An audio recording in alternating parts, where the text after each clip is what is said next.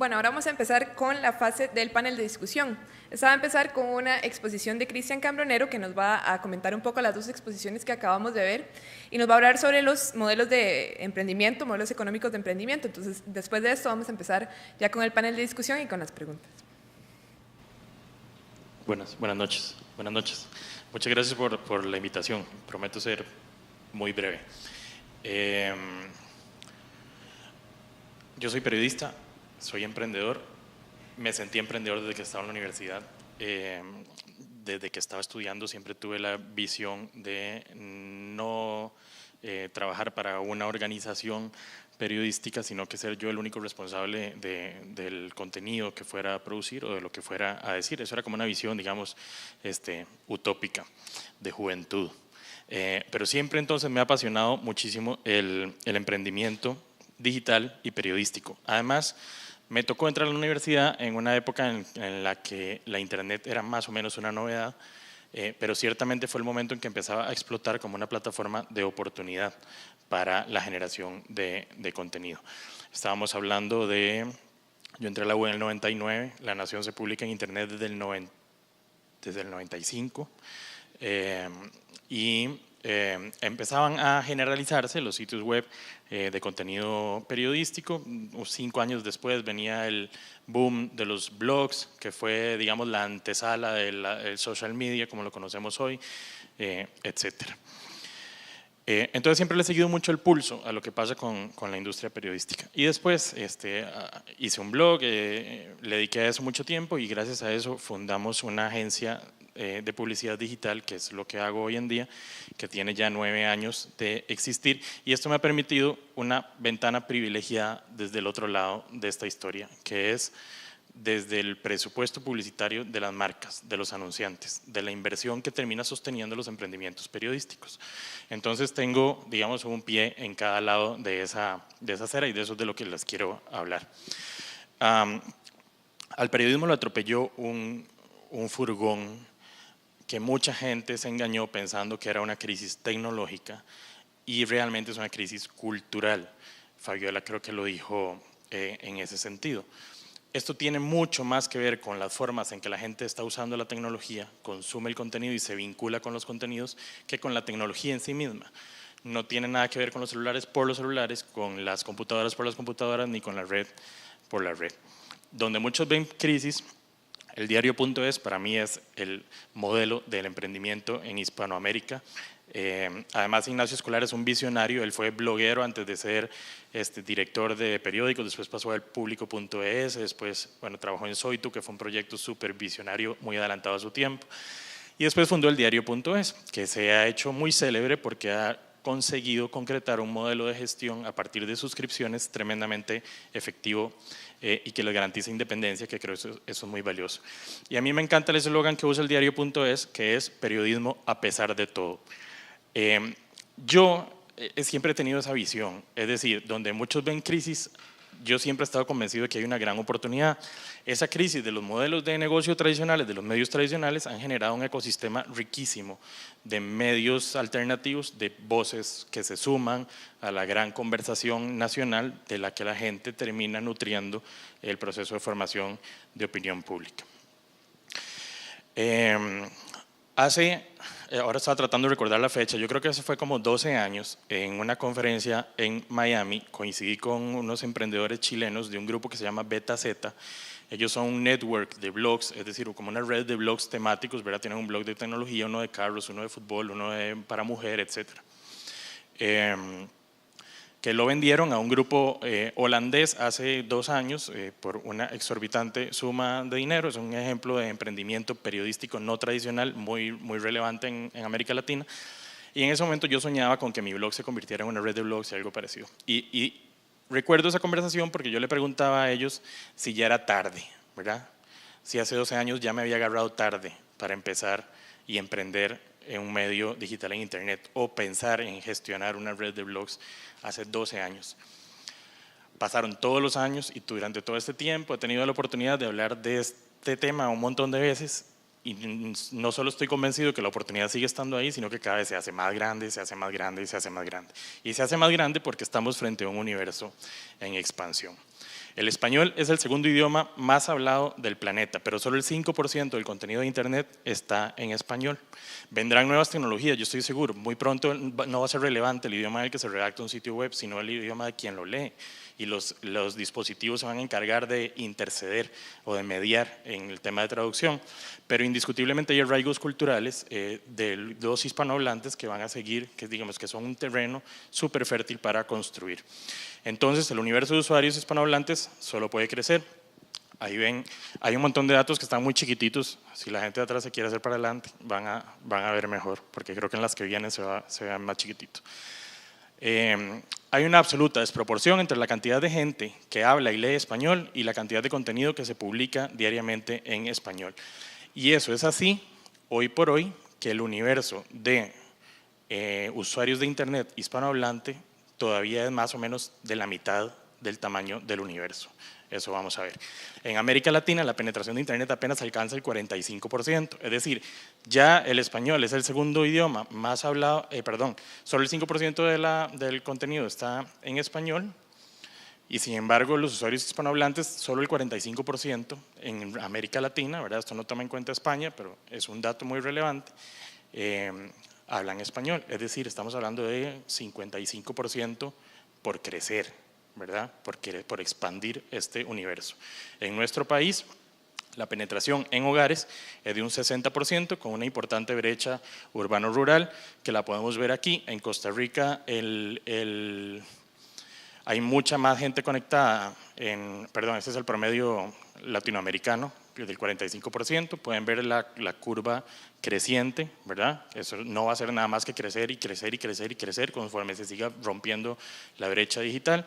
Y ese es el caso costarricense. Costa Rica es el segundo país de la región en penetración de Internet. En móvil es número 1 por mucho. Ya vamos a hablar de eso. Nos gana Chile en este momento. Sigue habiendo mucha más conectividad urbana que rural. Es decir, en nuestro caso todavía hay mucho espacio para crecer en rural. En América Latina la penetración de Internet móvil, banda ancha móvil, es de 65%. En Costa Rica es del 102%. En Costa Rica hay en promedio 2.1 líneas activas celulares por persona, que es un caso inédito y difícil de explicar. Yo creo que tiene que ver con el proceso de apertura y la forma en que se hizo aquí en nuestro país. En el cuadro lo relevante es ver el promedio, esto no se ve, el promedio, la línea amarilla que muestra el promedio de la OCDE de banda ancha móvil y la línea azul es el promedio de la OCDE de banda ancha en hogar. Entonces, nuestro país,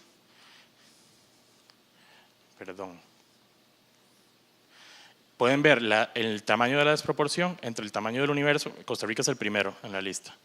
La barra gris que muestra la penetración móvil versus la banda ancha de hogar en nuestro país. Es decir, la Internet, cuando hablamos de Internet, cuando hablamos de los usuarios y de ese universo en el que estamos trabajando, estamos hablando de móvil. El porcentaje de los usuarios que navega desde un móvil. En Latinoamérica 63%, en Costa Rica 98%. Prácticamente todo el mundo en nuestro país navega desde celulares y los medios siguen produciendo para computadoras, digan lo que digan. Todo el mundo habla de responsive, todo el mundo habla de que nos estamos adaptando a los celulares, nadie está haciendo narrativas móviles, eso no existe. En Costa Rica, Amelia Rueda se ha acercado un poquito, Delfino creo que lo entiende un poquito mejor, pero nadie está pensando en el formato de la generación Snapchat, no existe. En Costa Rica, desde el 2014 el tráfico de datos móviles se duplica cada año, esto es súper relevante. Cada año consumimos el doble de datos a través de nuestros celulares. Costa Rica es, desde el 2014, el país de Centroamérica que consume más datos, no solo eso, sino que consume tantos como Nicaragua, Panamá y El Salvador juntos. Todo lo que consumen en datos por móvil esos tres países no alcanza lo que consume Costa Rica. En nuestro país, esto lo publicó La Nación este año, a mí me parece súper revelador.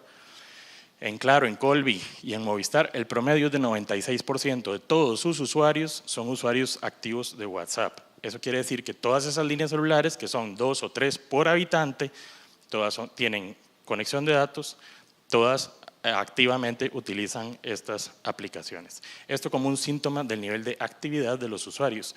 Donde hay actividad de los usuarios tan voraz en el consumo de contenido, hay una gran oportunidad para la producción de ese contenido. ¿Cómo ha cambiado el panorama? Estos son datos de La Nación que voy a pasar por encimita, pero me parecen muy reveladores. En 1998 La Nación alcanzaba 710.000 personas, el periódico de papel.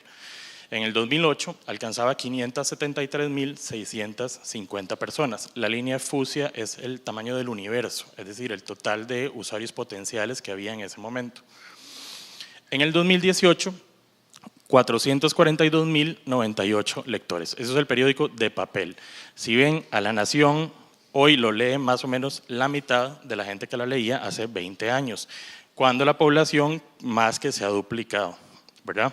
Es decir, mientras la población se duplica, el periódico se baja a la mitad, el periódico de papel. Si le sumamos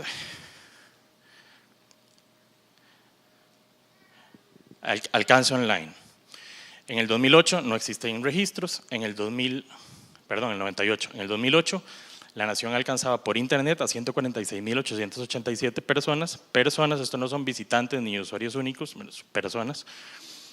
En el 2018 alcanza 539.406 personas en digital. Esas dos audiencias juntas suman casi 1 millón de usuarios, muchas más de los lectores que tenía el papel hace 20 años. Se aumenta la audiencia, se comprime el modelo de negocios con estas particularidades. Esto es muy relevante, el 80% del alcance de Nación.com entra desde móviles, lo que les decía ahora, todo el mundo está leyendo en celulares. Entonces, La Nación nunca ha alcanzado tantas personas como las que alcanza hoy. La mayoría de esas personas consumen el contenido online y la mayoría del alcance online es vía móvil, ¿verdad? Esto es súper importante. Hablamos de internet, hablamos de celulares y de nada más. ¿Dónde está la crisis? La Nación nunca ha tenido una redacción tan pequeña como la que tiene hoy. Acaban de desmantelar su unidad de inteligencia de datos hace días. Tiene un modelo publicitario regular. El modelo publicitario regular, que es el que conoce el medio, no rentabiliza la producción y distribución de contenido online, y los esfuerzos que han hecho por rentabilizar el online parten de una desconexión con los hábitos de consumo de los usuarios online. Y forma y fondo no pensado para usuarios móviles. Es decir, el periódico se sigue escribiendo, se sigue pensando, se sigue ideando, se sigue planificando para que la gente lo lea en la casa los domingos en la mañana, en papel, impreso, en hojas grandes, en reportajes extensos, etc. Esto es un hecho cruel, los medios grandes la tienen mucho más difícil, pero para muchos es también una gran oportunidad. Los emprendimientos modestos, independientes y diferenciados son mucho más versátiles en procura de la sostenibilidad, y es de lo que nos han hablado Fabiola y Yanancy. Estas son las oportunidades, las voy a pasar rapidísimo, te lo prometo. Mobile first, lo que les decía antes, ya nada de adaptar contenido para móviles, el contenido se hace para móviles y si alguien más lo lee por computadoras, excelente, pero cada vez va a ser menos gente. Esto no tiene nada que ver, no tiene solo que ver con el formato, sino con el fondo, ¿verdad? Con la forma en la que se idean esos contenidos. La experiencia del usuario debe estar diseñada para móviles y el modelo de negocio debe ser mobile first. Esto es, Spotify no tendría sentido sin celulares. Es decir, el modelo de negocio de Spotify es inherente al móvil. El modelo de negocio de un medio móvil tiene que ser inherente al móvil, ¿verdad? Pero si seguimos pensando en banners, digamos, o en pauta programática, que eso funcionaba en la era de los sitios web, no, estamos en una desconexión absoluta con el nuevo ecosistema en el que se están generando estas oportunidades. La segmentación. Ya no existe algo como la audiencia, ¿verdad? La audiencia de los medios, la audiencia, eso ya no existe. Existen audiencias hipersegmentadas con hábitos de consumo muy particulares. El conocimiento del segmento que debe impactar la forma y el fondo. Esto es muy importante. Si pensamos en un medio, por ejemplo, para millennials, la forma en que se conceptualiza ese contenido tiene que partir de ese punto fundamental, ¿verdad? ¿Quién es los que nos va a leer y cuáles son los hábitos de esa población? La segmentación también es un gran atractivo para anunciantes, porque así como ya no hay audiencia para los medios generalistas, ya no hay audiencia para la publicidad tirada al vacío, ¿verdad? Los anuncios que salían en tele y que los veía todo el país, si teníamos suerte, A los anunciantes les interesa saber quién está recibiendo su publicidad, que es la gente correcta, que es su audiencia determinada. Por eso es que la segmentación también es muy atractiva en términos publicitarios. Exploración de formatos. Ya hablamos de eso, bueno, ya se habló de eso aquí. Nuevos formatos y nuevas narrativas. El ecosistema se está diversificando a velocidad luz. Entra el video, el live video, los podcasts, los bots. Hay medios que ya son bots. O sea, ni siquiera la gente está diseñando un medio de comunicación que es un sitio móvil, sino que es un bot. Es decir, usted se informa a través de chats. Newsletters, mensajería. WhatsApp es un gran tema aquí en Costa Rica, por ejemplo. La especialidad. Lo que decía, yo siempre he sentido que cuando se habla de emprendimiento periodístico la gente se imagina el gran medio que hace las grandes denuncias, las grandes investigaciones y derrumba presidentes. Y a mí me parece que es mucho más sensato pensar en el emprendimiento periodístico en términos más modestos. En equipos pequeños que logran conectarse con una audiencia determinada, suplir y dar valor a esa audiencia y a la vez generar un modelo de negocios.